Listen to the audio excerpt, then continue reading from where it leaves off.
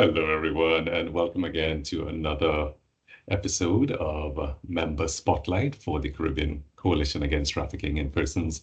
I'm Adrian Alexander with Free the Slaves, a member of the Secretariat, and joining me today is none other than Dr. Cherisse Francis of the beautiful island of Barbados, but now sharing the sunshine in the United Kingdom. Welcome, Cherisse. It's nice to have you. Nice to see you. You're such an indispensable member of our leadership committee. So it's great to have this chance to sit down and chat.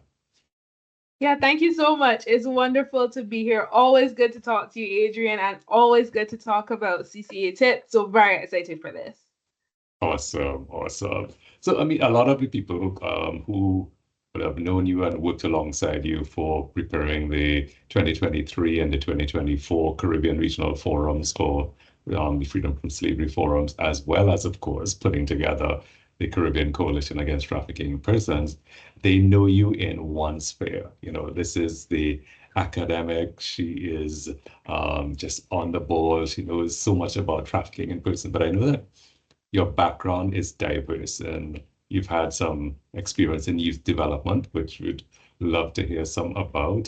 Your experience not only in Barbados, of course, but in Belize.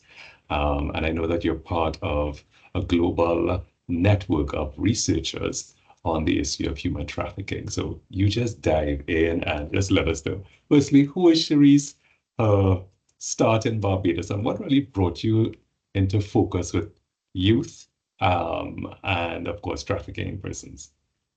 Yeah, that's a super interesting question. And I think they're all connected, really. For me, I have always felt that my life is one of service. Like my purpose is service and serving others, however that looks.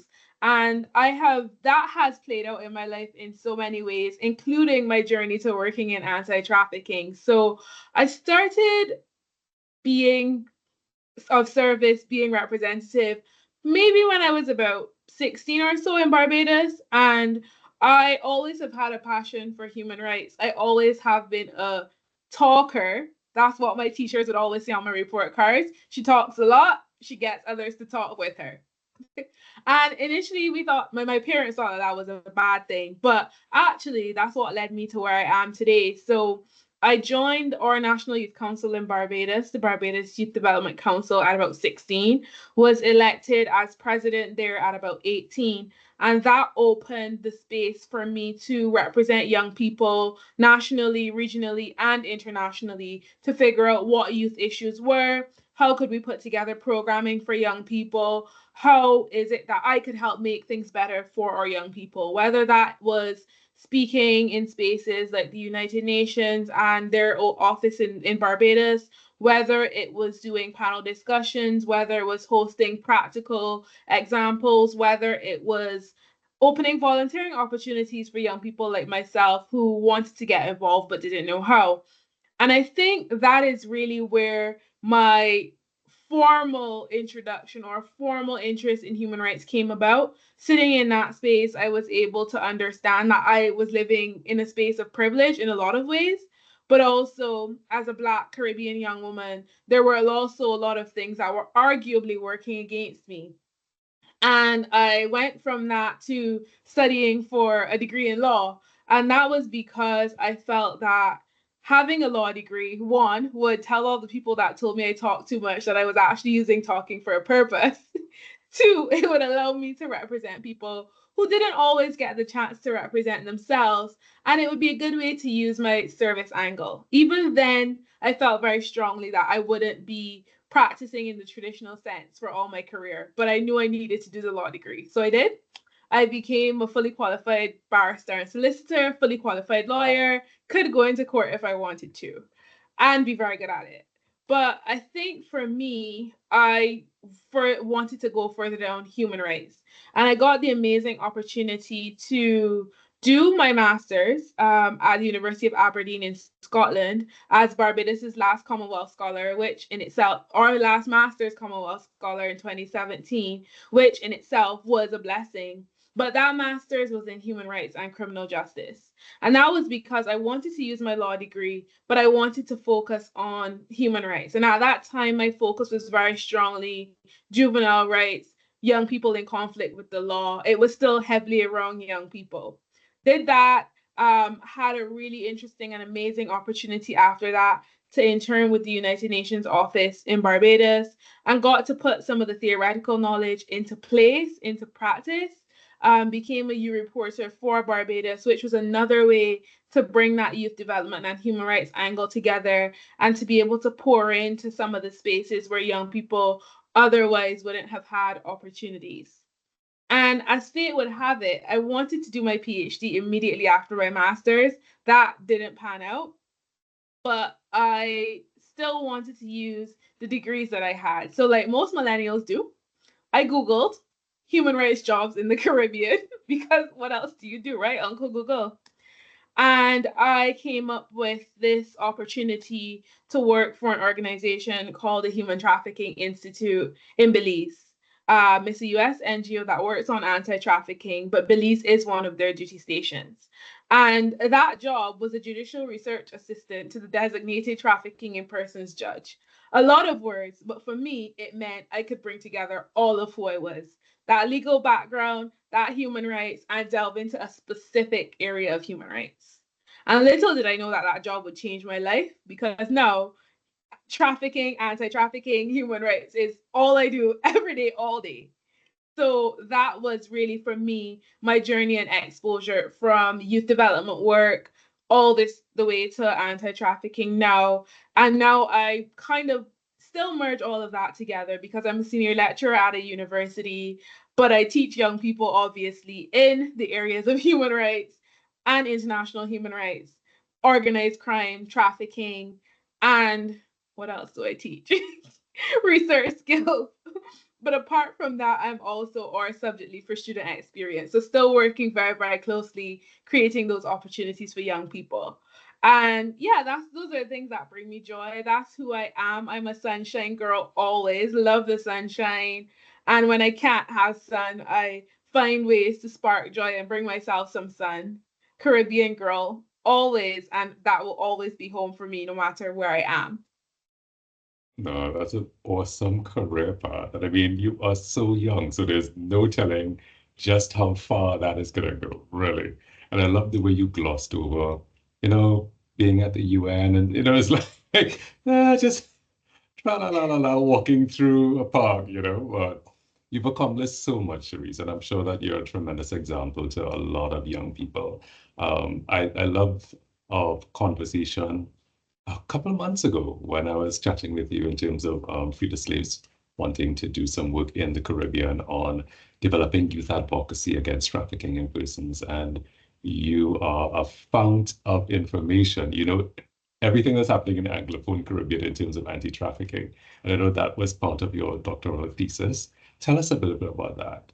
What Yeah, made you that was choose that topic? And Yeah, so that was my entire doctoral thesis, actually. So when I was working in Belize, I was working in the Supreme Court, now the High Court, with an incredible judge who is the designated trafficking judge. So any trafficking cases in Belize, they go to her. And now she's like a second mom to me, Justice Antoinette Moore. I'm sure she would not mind me saying.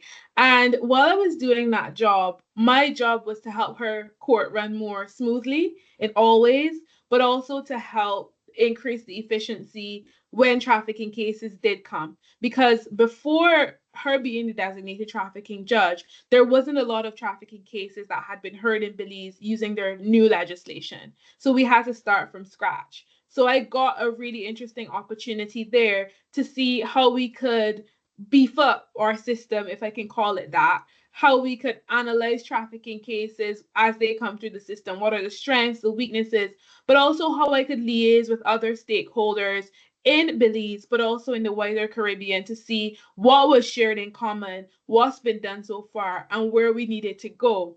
The challenge was in doing that work that I had a lot of questions that I needed to answer for my judge, and there were no answers to the questions. And it didn't matter who I went to, there was not a lot of data, there were not a lot of things recorded, there were just questions. So, being a solutions oriented person, eventually I got frustrated and decided clearly somebody needs to answer the questions, and clearly that's going to have to be me.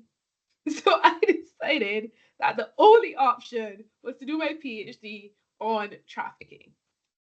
And it's always so important to me, again, in all spaces, to remain true to who you are. So the only choice was to do my PhD on trafficking, specifically in the Caribbean and specifically on the Anglophone or the English speaking Caribbean, because that's the region that I know best.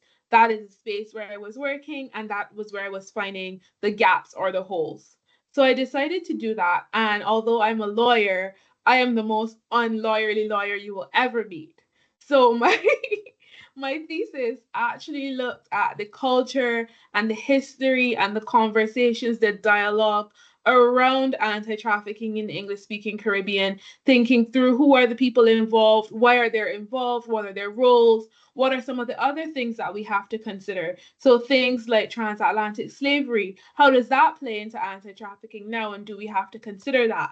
Things like Windrush, what does that mean for us? What does the imagery that we see mean for us?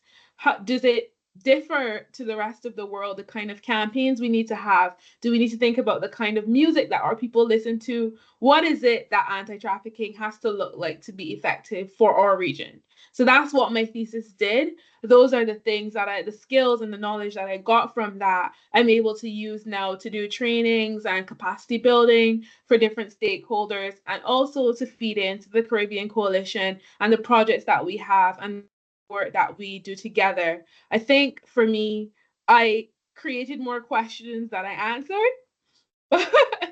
But together with the team at the coalition and all the other beautiful people that I get to work with in this space, I think we're slowly creating answers as well, or at least solutions to where we need to be. Now, you've just piqued my curiosity there, right? So, what are like two of the big questions that you think you've created by doing the research? Two of the big questions. I think two of the big questions are, what do our traffickers actually look like? And the reason that I say that that's one of the big questions is we spend so much time, and rightly so, focusing on campaigns that address people who might be trafficked or getting this kind of information. But even in the campaigns, traffickers are these shadowy figures. So there's a specific billboard that I'm seeing in my head from Belize, actually, that just has bars and like a body behind it, but there's no face of the trafficker, nothing. And a lot of the data, a lot of the discussions we have in the Caribbean, we don't spend a lot of time thinking about who are the people that are traffickers, at what stage are they traffickers, do we have more recruiters or do we have more harborers?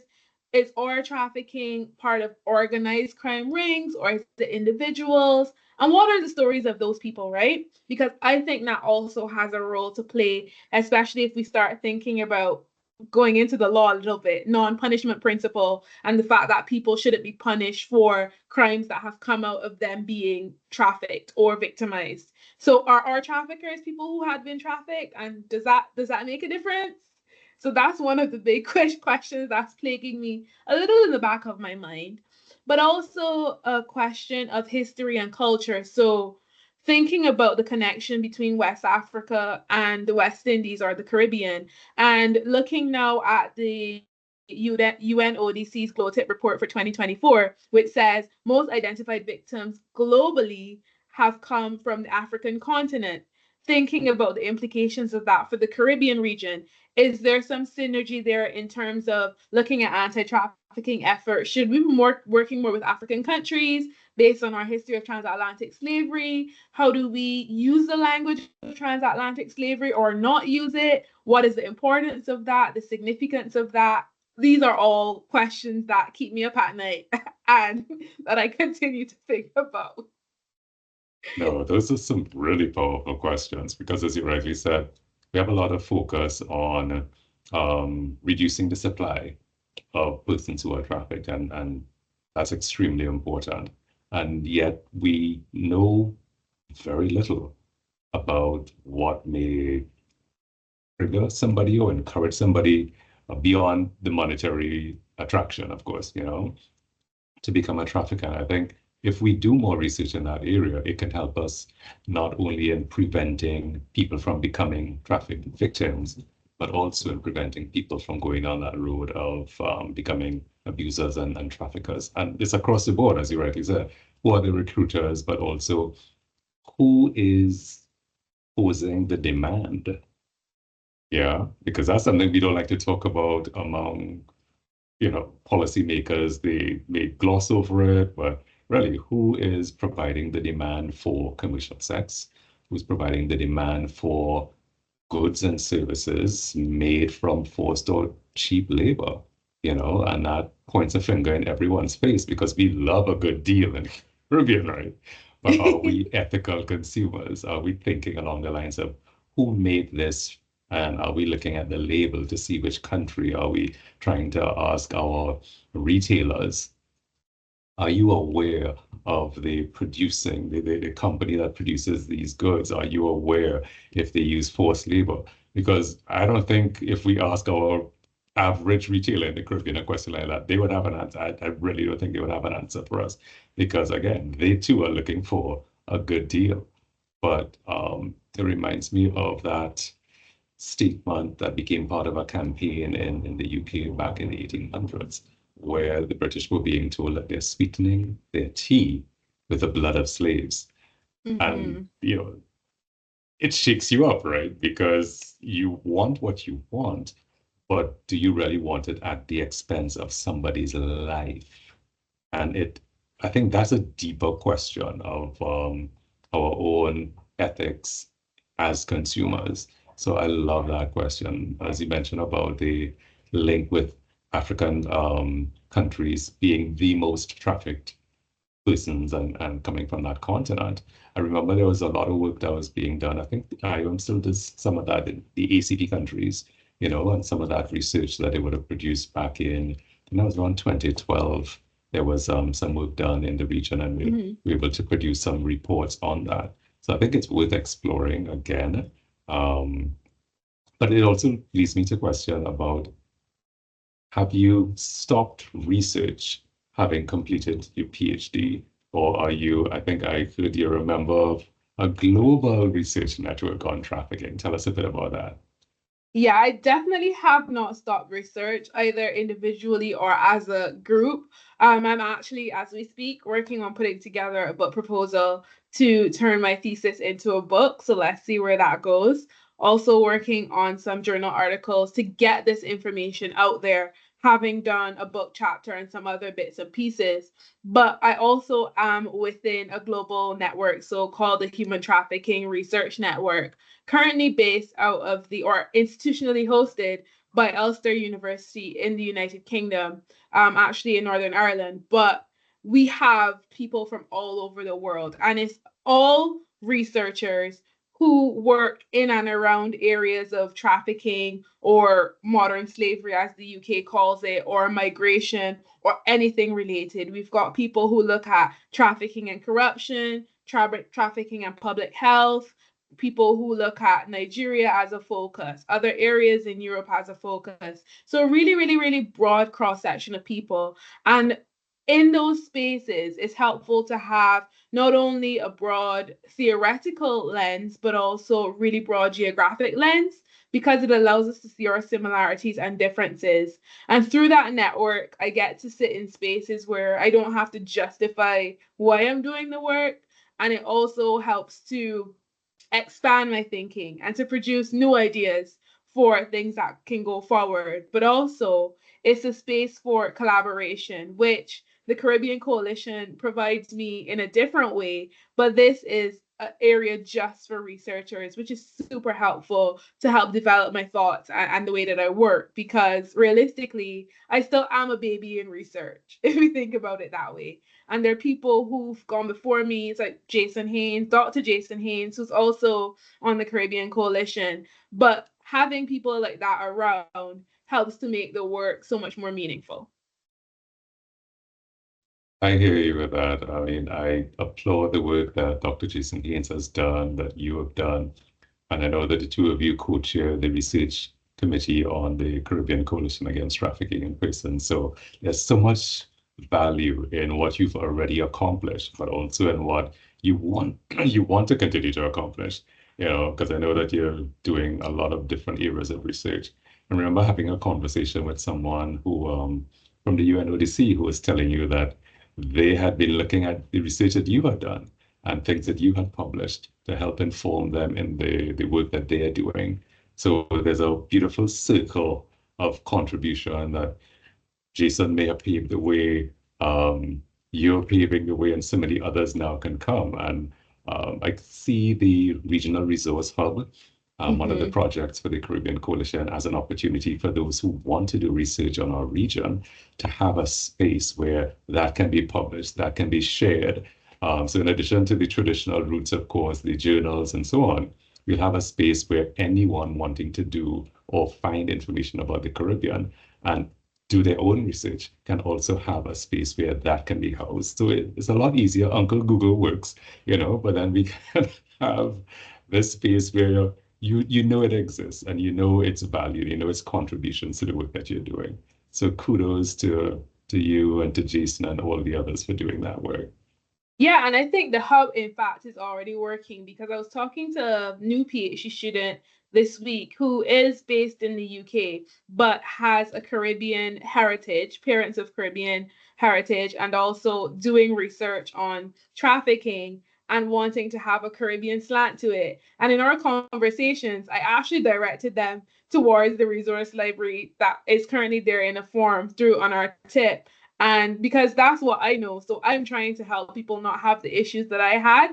And it's amazing to see, even with the little work or the it's a big work, but the small progress that we feel we've made so far is already able to feed forward into the space. And I think that brings me back to this thought, don't despise the days of small beginnings because things grow, they accelerate if we just stick with them. And I know that you, Jason, we have so many others who are aligned with, if not already members of the coalition, doing tremendous work. I think when we put everything together, like the upcoming stakeholder mapping consultation for regional stakeholders, we will see the bigger picture and really get a sense of how huge the body of people within the Caribbean anti-modern slavery movement really is. We kind of get people from across the region. We already have persons from Belize, as you mentioned, Belize, who have agreed to attend that consultation. We have some from the IOM, from multiple countries across the region. So I know I'm excited for that. And I hope you are as well, because you are facilitating that consultation. It's interesting though, because things come so full circle. And as I saw the responses coming in for the consultation, I was kind of giggling in the background because so many of these people are people who I interviewed for my thesis, who knew me while I was working in the space before I even was pursuing a PhD. So it's just for me a really full circle movement to come back and be like, this is what you sowed into, and here's where it has led us, and here's how we're now moving forward with it. And I think that in itself for me is so much more joyful than even having gotten the PhD. It's about giving back now, sowing back into those spaces, those people who would have given me their hour or their 2 hours for interviews, and now being able to bring that forward to produce something that can hopefully help them as well. That is a beautiful imagery, Cherisse. I think it's a great tone on which we can conclude. If someone wants to get in touch with you about your research or about the Human Trafficking Research Network, how would they make contact with you? Yeah, so they can email me. My email address is my name, so cherisse.francis@hotmail.com, and that is CHERIS, another SE, dot, as in full stop, FRANCIS @hotmail.com. And I'd be more than happy to answer any questions or talk to anybody about this area. Great. And I know you're quite active on LinkedIn. So I guess that I there are professionals who want to reach out via that network, they can probably look you up, Dr. Cherisse Francis, and they'll easily be able to find you. Thank you so much for your time. I really appreciate all the ways that you've been very supportive of the coalition and just a fount of ideas and that Caribbean joy, which is indispensable. So continue to blossom, continue to shine, continue to make the Caribbean proud as you always do. And I look forward to chatting with you again. Thank you so much, Adrian. I'll see you very soon. Okay then. Bye bye. Bye bye.